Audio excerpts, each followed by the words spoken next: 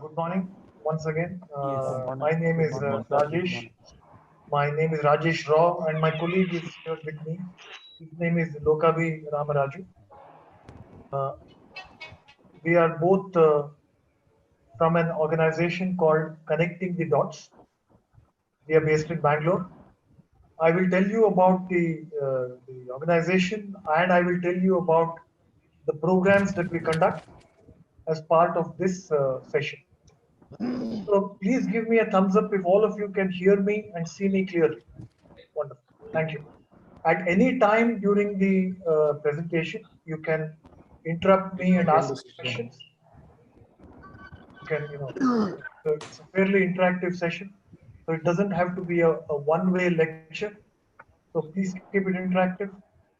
You may be on mute, in which case just raise your hand, unmute yourself so that it's easier to manage. So thank you all for joining. Let me start by introducing myself because I'm the main speaker for today. There is one more person who has joined. I think that completes the entire list. So I will start with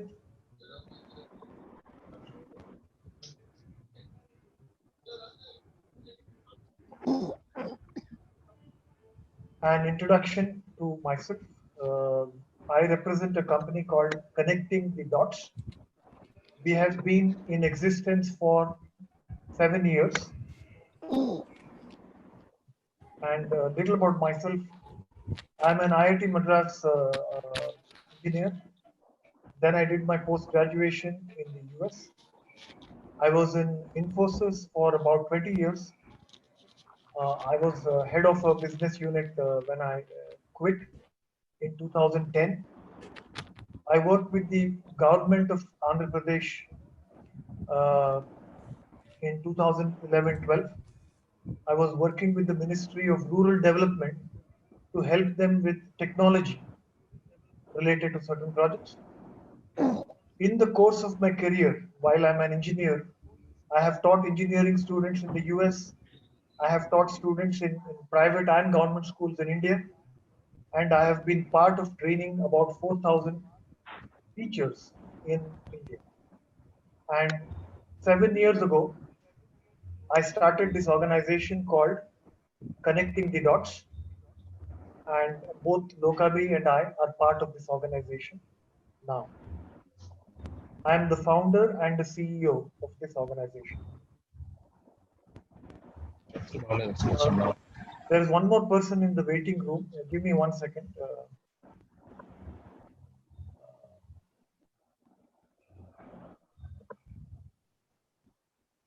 So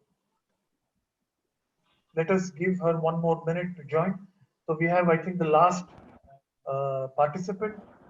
So welcome all. This is my introduction. My name is Rajesh Rao. So what I want to do is talk about the program, and I will talk about two parts of it. One is why we teach science and math in a certain way. What is the speciality? What is different about our program? Then I will talk about the timetable that we have proposed for your school. Is that okay? Clear enough? Yeah. Yeah. All right. So let me talk about why we have designed our program in a certain way and how we teach. So our focus has always been on teaching the concepts well. So we place a lot of focus on concept explanation, examples, practical applications. We teach difficult concepts with demonstrations, activities, computer simulations, uh, and of course, while teaching is an important part of what we do, uh, we also have to give a lot of opportunity for students to practice. So our worksheets, our practice questions consist of 3 levels of questions. There's a basic concept testing, there is application oriented question, and the competitive level question. You will see that in all our questions, in all our worksheets, in all our tests. We give worksheets for every chapter, we conduct regular tests, and apart from our regular classes, we run other special sessions like inter-school quiz competition and career guidance. So all of these are part of the program that we are suggesting to you. So I want to spend a lot of time on how we teach. I said that there is a lot of focus on concept, right? What does it mean? Everybody says that they focus on concept. Everybody says that we focus on concept, and I will tell you how we do it. This is our approach. Let me start with explanations and examples. How do we give explanations? What kind of examples do we give? Let me take Newton's second law, Newton's third law for my examples. How many of you are physics teachers here? Can you raise your hand, please? Anybody physics here?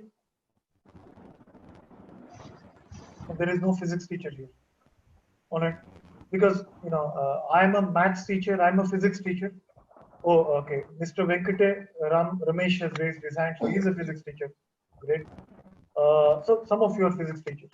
Some of the examples I have taken are from mathematics and some from physics,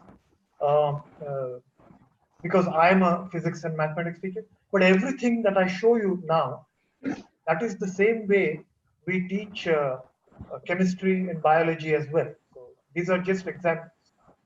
Right? So when I talk about explanations and concepts, how do we teach? So as an example, I have taken second law. The second law is so easy to state. This is the statement, that is the formula.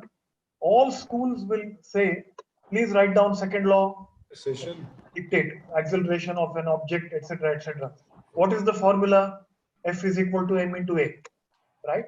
But when you ask questions that make them think, that is when they really understand. 99% of the college graduates do not understand second law.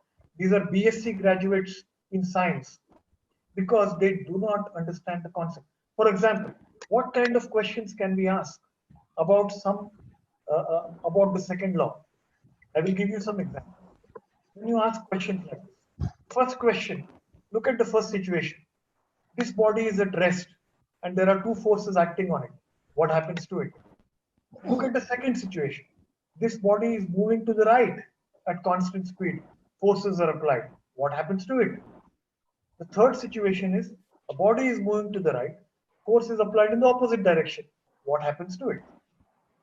And the fourth situation is something else.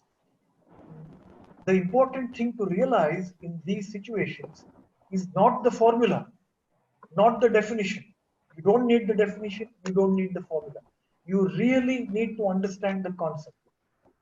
And a lot of people who memorize this will not be able to answer any of these questions. And one more person has joined. Give me a second. And to understand the concept is very important. Why is it important to understand the concept? One, we are telling them not to memorize. Second, we are creating a foundation so strong that they can deal with any question, whether it is in high school or later. Preparing for competitive exams is not about shortcuts and tips and tricks. It is not.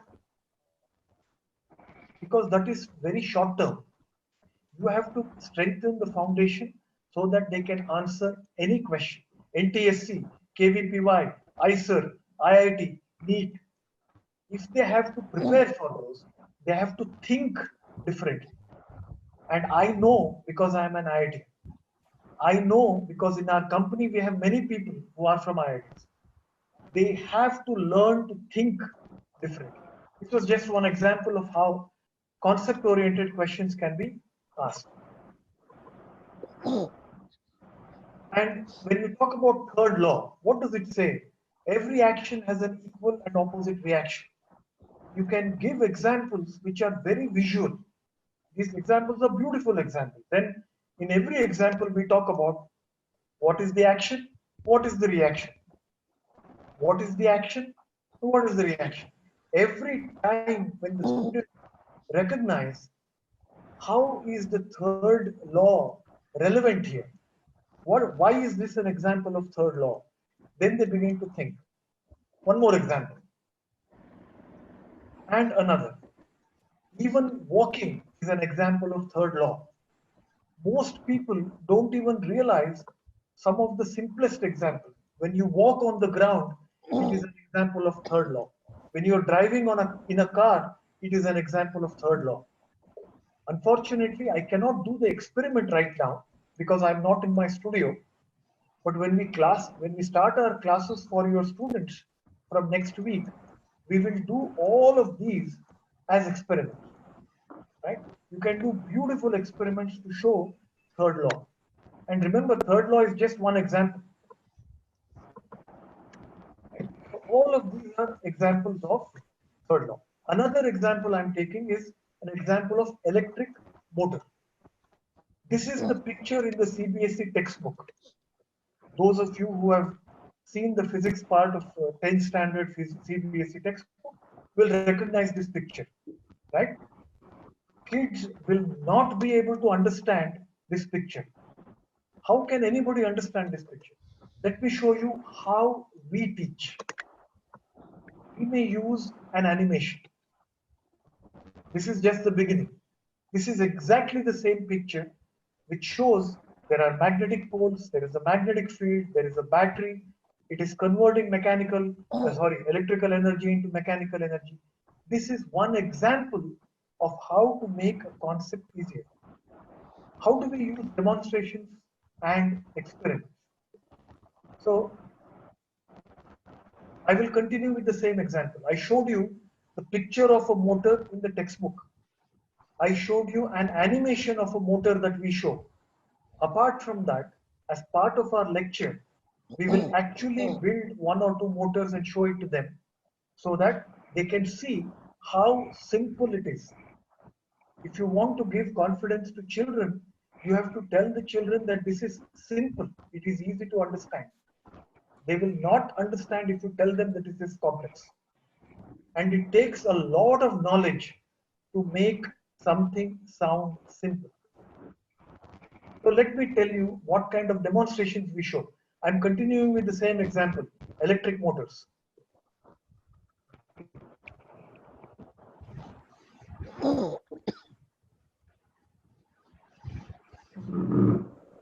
So watch the screen. This is my own class. I had done this class before the lockdown and I'm showing you a recording of it. So through the wire, this is converted into a magnet. And let us see what happens when the magnetic field of this electromagnet interacts with the magnetic field of the permanent magnet.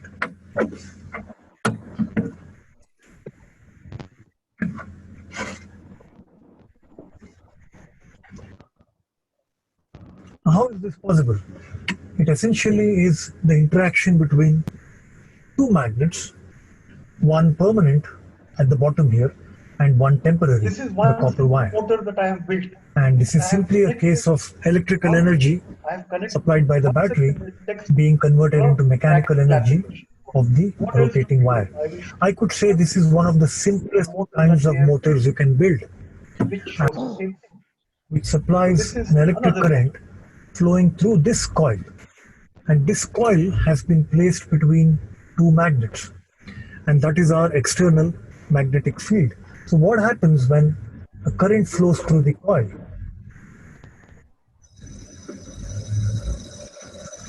We have built another motor, and you can see the simplicity of it.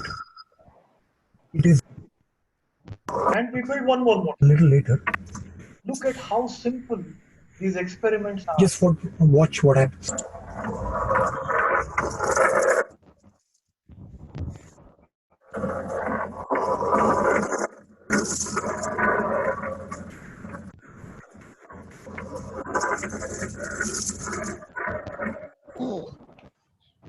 So how do these these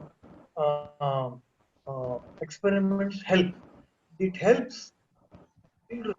One second, sorry, the video is running in the background. Give me a second. This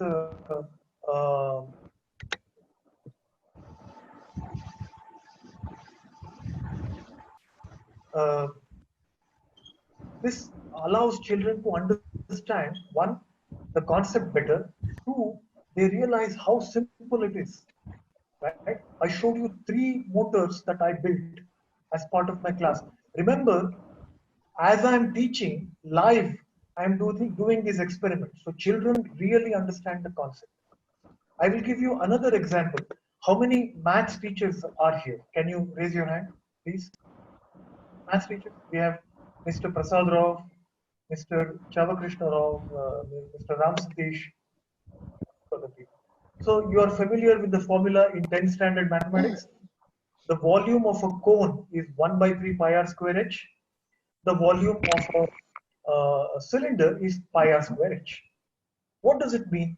If I take a cone and a cylinder with the same radius and the same height, their volumes are in the ratio 1:3. That is the meaning. 1 by 3 pi r square h and pi r square h. That means if I take the cone, then 3 times the cone will be equal to 1 cylinder. That is the meaning. So how can you do a simple activity for that? I will show that to you.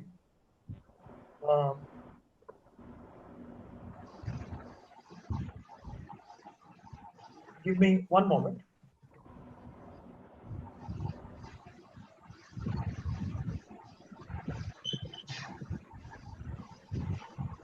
Rajesh, you can put the participants on mute.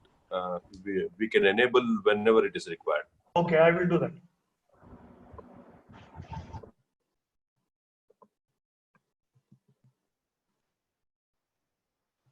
Give me 1 second.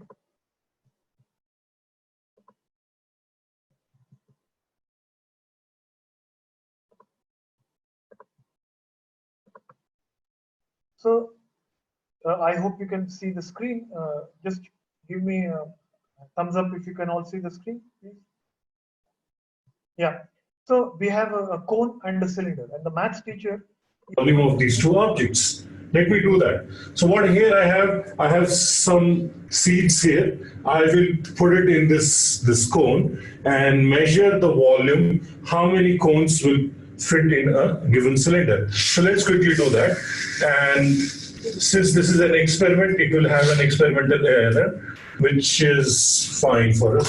So here I pour 1 full cone.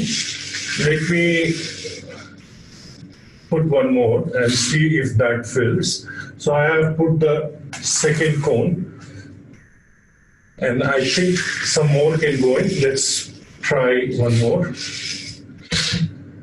So here is the volume, third cone, and within the experimental error, you see. So you understand, it's a simple activity, but doing such activities as part of every concept makes concepts easier to understand. So I showed you a few examples with physics, and I showed you 1 example with mathematics. And we do this with every concept. Biology, chemistry, we do chemical reactions, displacement reaction, composition, decomposition, generation of oxygen, generation of hydrogen, electrolysis. Everything is conducted in the class while we teach, so that children not only learn the theory, they actually see this in action, right? So these were the demonstrations that we do. So continuing with the presentation, practical application. What are the practical applications, right? And this is probably the most important thing that we should teach. When we learn about electromagnetism, why should we learn about electromagnetism? What is the value of electromagnetism in our life? When we learn about optics, when we learn about thermodynamics, when we learn about quadratic equations, what is the use? We never teach the children the application. It is most important for children to know why that concept is important. And we do that very well. And again, I'll give you 1 or 2 examples. Again, The physics teachers here can appreciate this. We talk about electromagnetism. I will give you one example of a practical application of electromagnetism, and that we do in the following way.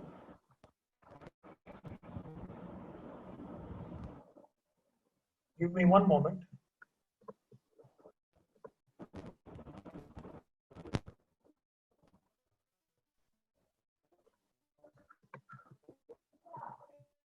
So, this is one example of a practical application involving electromagnet. So we asked them, so what do you see here? You see that a crane is picking up pieces of iron and dumping it in the,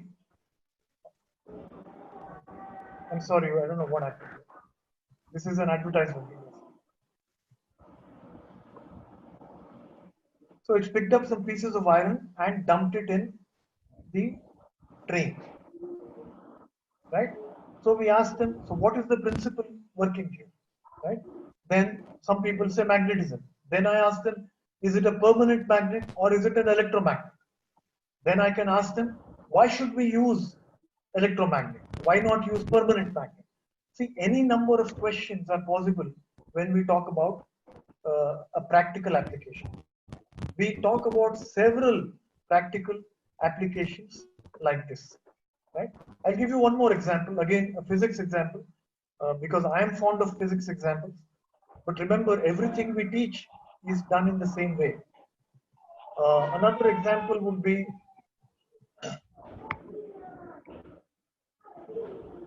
for physics teachers again, you have taught concave mirrors before. Let us talk about one practical application of concave mirrors. So this is a concave mirror, this is a solar cooker. And you can see that a giant concave mirror. I just wanted to show you a practical demonstration of the concave mirror. So here we've got a... So we have kept a bowl of water in front of a concave mirror, it begins to boil. There are a half a dozen questions I can ask, right? What principle is being used? Where have we kept the vessel? At what point? Is it at the point F? Is it at the point P? How does it work? What is the ray diagram for this? That makes children think, right? When I say, I'll keep the object at F, draw the ray diagram for it, it is not making them think, it is making them remember. But the questions that we are asking makes them think. Children have lost the ability to think. So I'll continue. So those were some examples of practical applications. What about computer simulation? This is a wonderful tool to teach any subject. And we have a wonderful library of computer simulations to help children understand. So I will give you one example of it.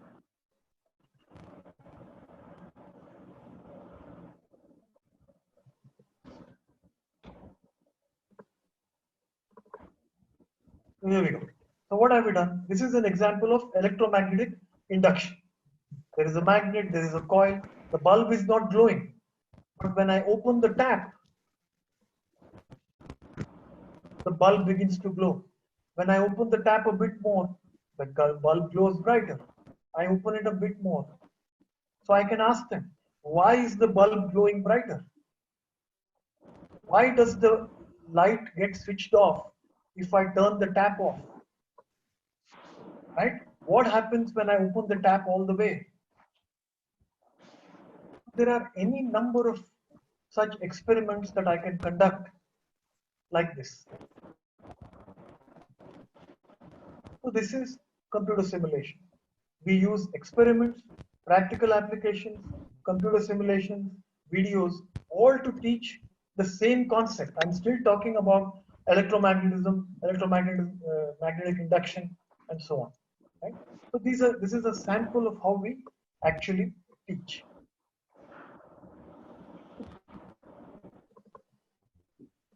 the next topic I want to come to is something called common misconceptions. Right? There are so many things that children do not understand fully. For example, what is Newton's third law? Newton's third law says for every action there is an equal and opposite reaction. 99% of the students will say this. But when I ask the next set of questions, you will realize how many misconceptions they have. So my point is, it is not enough to know the definition, you have to understand. Whatever you learn, whether you want to become a commerce graduate, a science graduate, a law graduate, an arts graduate, we have to teach children how to think. Right? So I will give you some common misconceptions. For those science teachers here, we teach Newton's third law, saying every action has an equal and opposite reaction. But when I ask these kind of questions, children suddenly get confused. What are these questions? I'll give you some examples. There is a powerful magnet and a small weak magnet. Right? There are two magnets. One is big and powerful, one is small and weak. Now, which force is stronger? Force exerted by stronger magnet on weaker magnet, or the force exerted by the weaker magnet on the stronger magnet? Which force is stronger? That is one example. Another example. The Earth is going around the Sun. There is a gravitational force between the Earth and the Sun. Which force is stronger? Force exerted by the Sun on the Earth, or force exerted by the Earth on the Sun? Right? Now, when I talk about magnets or Sun and Earth, you may think, what is the connection with Newton's third law? There is a direct connection. And this is a classic example of application-oriented thinking. If they understand Newton's third law really well, they will understand the questions well. Otherwise, they will get it wrong. Right? This way, there are so many misconceptions in every topic of science and math. Sometimes these misconceptions are there with teachers also. Because I do a lot of teacher training, we see a lot of teachers with these misconceptions. So, and many times these misconceptions may get transferred to the students. So asking such questions makes them really understand what's going on. Again, I don't want everybody to become a scientist. I just want these students to learn in a different way, to begin to think. Right? So those were some examples of correcting the misconceptions. My final point is this. So the first 5 points were about teaching the concept. How do we teach? What kind of examples we give? What kind of demonstrations and experiments we conduct? Practical applications we talk about, computer simulation, common misconceptions. Then it is also important to show to give the children an opportunity to practice. They have to practice in the classroom. They have to practice at home. They have to think. They have to apply everything that they learn. So I will give you now some examples about the kind of questions we ask in the classroom and also the kind of worksheets that we give. Okay, all clear so far? Because none of you has raised your hand so far or asked me a question. So it has become a one-way conversation. Is it okay? Can I continue? Or is there a comment or a question? Okay, I'll continue. Do raise your hand if you have a comment or a question. So the point is, how do we allow children to practice? How do we make them practice so much that they really understand the concept? I will give you some examples of the kind of questions we ask in the classroom. Remember, I said that questions are of 3 kinds: basic board-oriented questions, application-oriented questions, competitive level questions. And I'll give you examples of each kind. Remember, I may show you some examples, but we do this for every chapter, for every standard, for every subject.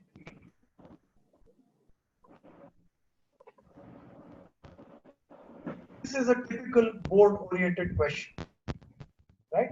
The kind of question you will see in the board exam, right? Let's continue. This also is a board-oriented question, nothing complicated. This is something from a textbook. Now, this is an application-oriented question. When the branch of a tree is shaken, ripe fruits fall from the branch. This is an example which law. Now they are thinking about an application. This is also an application-oriented question. This is also an application-oriented question. This is an application. There are so many beautiful questions that can be asked that make children think. This is also an application-oriented question. Right? So many examples like this. And because you see, look at the examples we have. Right? We can use animation. We can use pictures when we ask the question. When we give a printed textbook, when I give a printed worksheet, I cannot ask such question. I cannot show the earth going around the sun. I cannot show the satellite going around the earth. I cannot show a rocket which is flying. But these examples that I'm giving make it very visual. So these are the kind of questions we can ask in the classroom. These are beautiful questions that make them really think. And every one of them is connected to the syllabus. Please do not think that this is not connected to the syllabus. Everything is connected to the syllabus. So you can ask some really beautiful questions. This is about conservation of momentum. This is also about conservation of momentum. These are the competitive type questions, right? Some of these are competitive type. So you have seen examples of all kinds of questions, right? So what kind of worksheets do we give to the children to take home and practice? I will give you an example of that also. So we give worksheet for every chapter, and we conduct between 20 and 25 tests in the entire course. 20 to 25 tests in PCMB,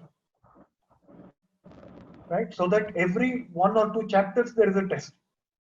I will give you an example of some of the questions we ask. This is an example of an 8th standard worksheet. So you can, this is the 10th standard kinematics, the revision on kinematics. 10th standard does not have kinematics, but this is a revision, right? You can see that there are level 1 questions, level 2 questions, and there will be level 3 questions as well. So this is something that they can practice at home. And we also give them the answer key. And I'll show you the answer key in just a second.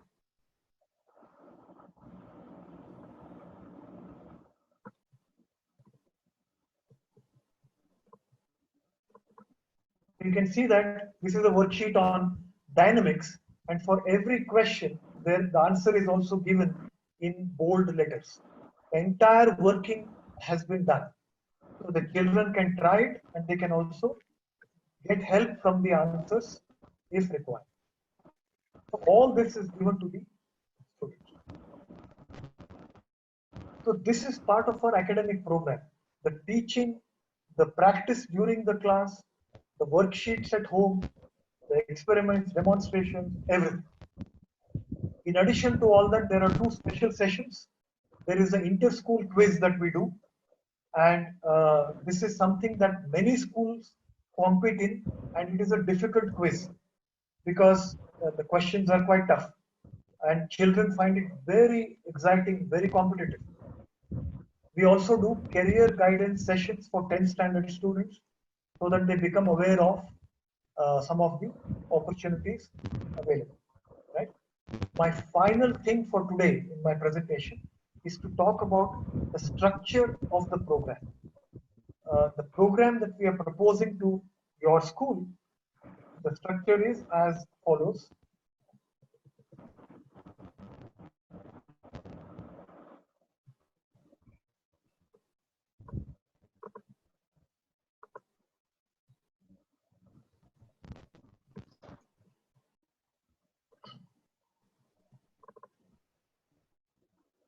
The dates are a bit flexible. Don't worry about the dates, but please pay attention to the three parts of the program.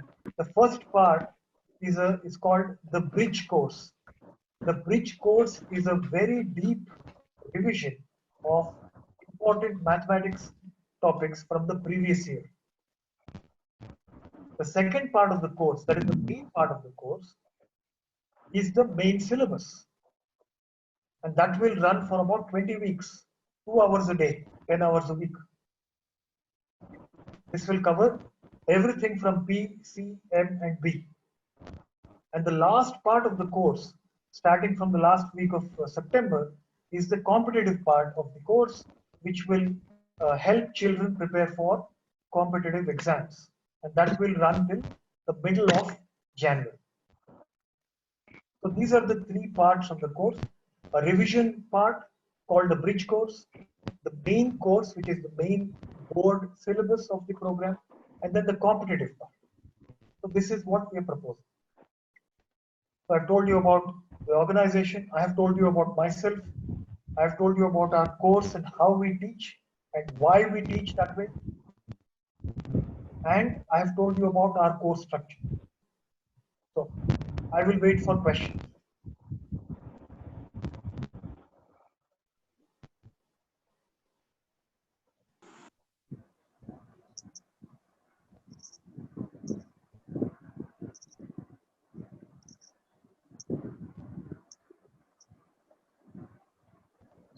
Don't you encourage your students to ask questions when you're teaching? I will do the same.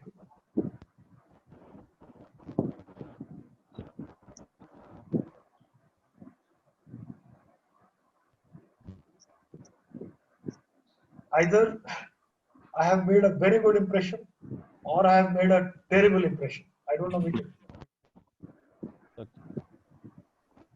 It's a nice presentation. It's a nice presentation.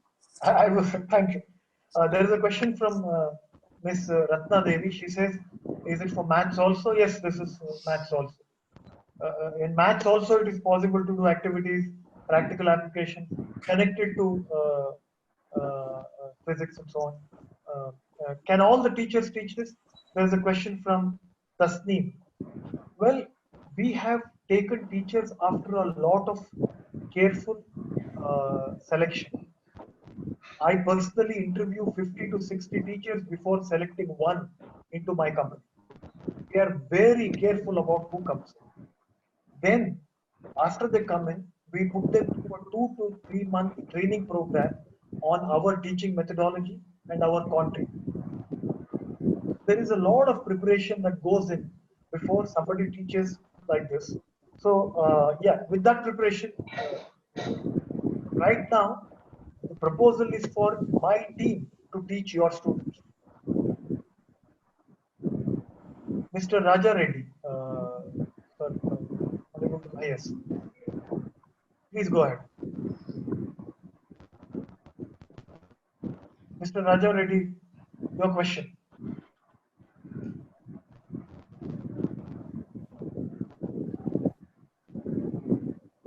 Mr. Raja Reddy, please go ahead, sir.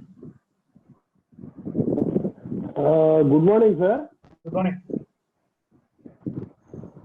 Use Zoom to deliver your content, or do you use your own software to deliver your online course, sir? Right now, we have our own software which manages the academic schedule, the timetable, the worksheets, and all that. But it inside the software, for part of the communication, Zoom is used. Yeah. But not how we will log in. A typical class, when you log in as part of the school, you will be not logging into Zoom, you will be logging into our software. Okay, sir. So please tell us the technical details to our school technical teams, sir, so that what kind of data, how much data will get consumed every hour. You are transmitting videos, audios, something like that. Please tell the full technical details to the school mail, sir.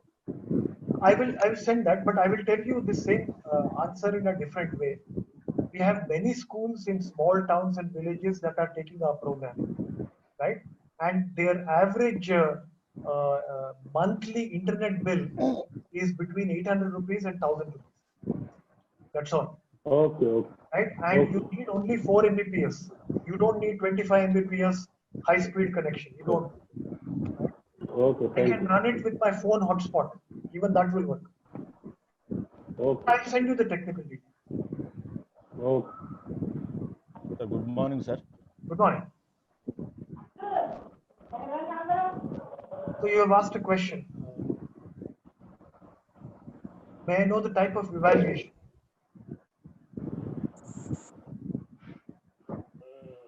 Mr. Prasad Rao, your answer is yes, we are conducting tests regularly.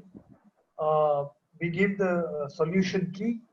Also, we will be asking in some tests, we will be asking the students themselves to evaluate. In many of the online tests, the students will get the performance automatically.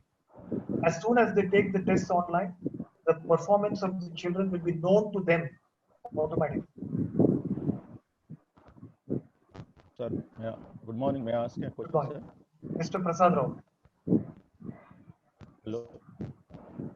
Yes, sir. So already I posted this one, my question actually. Sir, actually main thing is for 9th and 10th class concerned. So we have 90% or minimum 75% only based on the, what is that, analytical and only based on no activity based actually.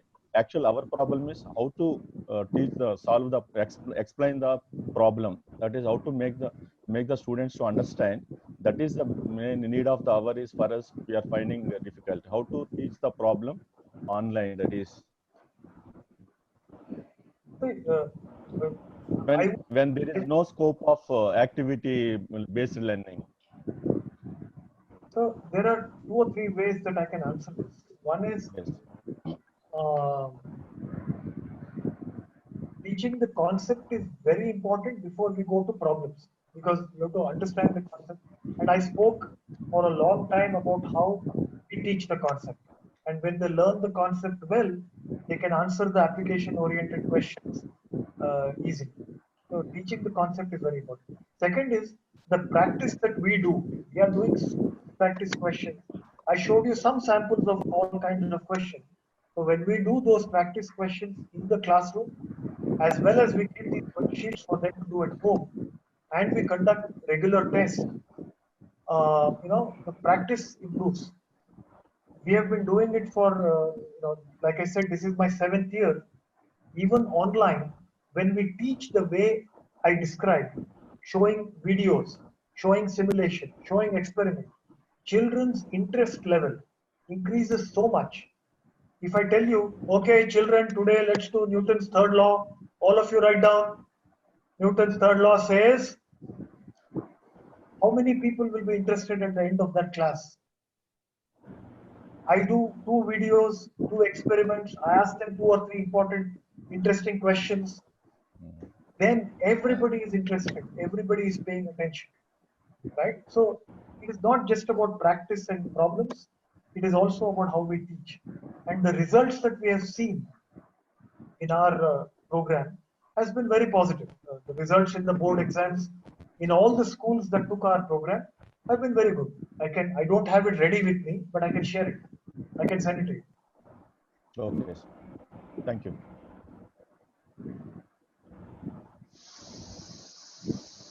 Terrific. I think we have used most of the time. I was told to use up about 45 minutes. Maybe there is time for one more question from any of you. Yes, Mr. Badra, I don't know, I have your name, sir. You have to unmute yourself. Gentlemen, yes. Yeah. Yes. Hello. I am the principal of school. My simple question is that what about the quality of faculties? And next question is that in the beginning of, if my students are feeling that classes are going on well, they are making the payments also. And in the mid of the course, if they are feeling like that the standard of the classes is not up to the mark, then what to do? Yes, it's an absolutely valid question. I have to say this. Sometimes The demo is very good, but the Yeah. actual product, right? But I told you a little bit about how we select teachers, right? In physics and mathematics, because I personally do the interviews, we interview 80 candidates before we select one. And our interviews are very, very tough. We put them through written tests, interview, and practice classes before they are allowed to enter the company. So all our faculty are decent. Second, if you like my demo, then please know that I also teach. 10 to 12 hours a week I personally spend on teaching. I may not teach 8th and 9th and 10th. I may not teach physics and mathematics, but I will teach some combination. I spend a lot of my time teaching. Third, over the last 6 years, we have created the content. I showed you examples of Newton's law, electromagnetism. All our content has been created already. Worksheets, practice sheets, tests, lesson plans. So a teacher can use it. Every teacher doesn't have to think, okay, what experiment will I show now? What example will I give now? Don't have to worry because everything is there. Last 6 years, we have been working on the content, improving it every year, right? And there is a team that is constantly monitoring. If at any time you think that a teacher is difficult to understand, is not conveying the concept well, you call my personal phone number. To add to what Rajesh said, with our experience of 7 years operating at around 130 to 140 schools every year, we haven't had a dropout till now.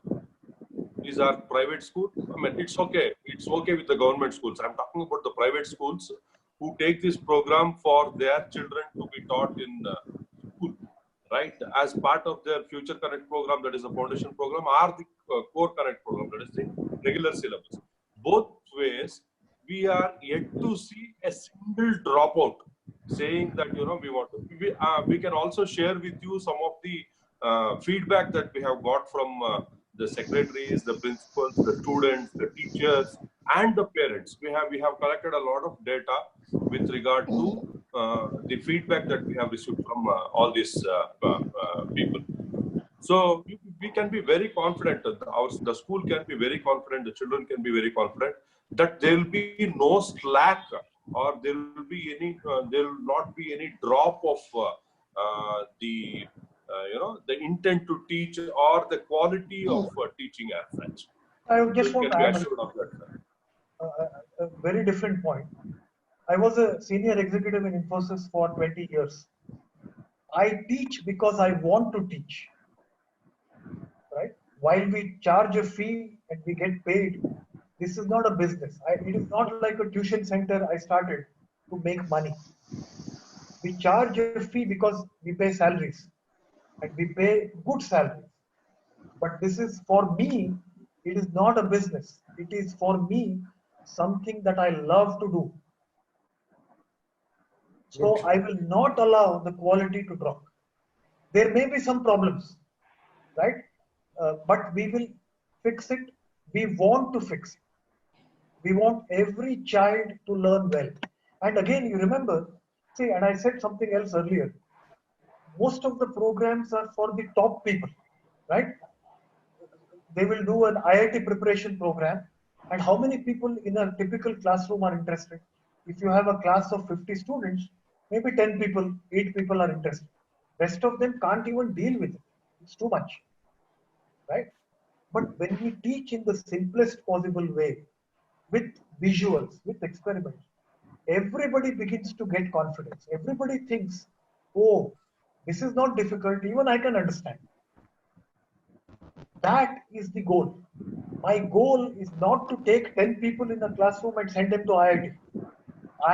My goal is to take 40 out of 40 and give them a little bit of confidence. And that you can do only when you teach like this, not when you teach only with the textbook.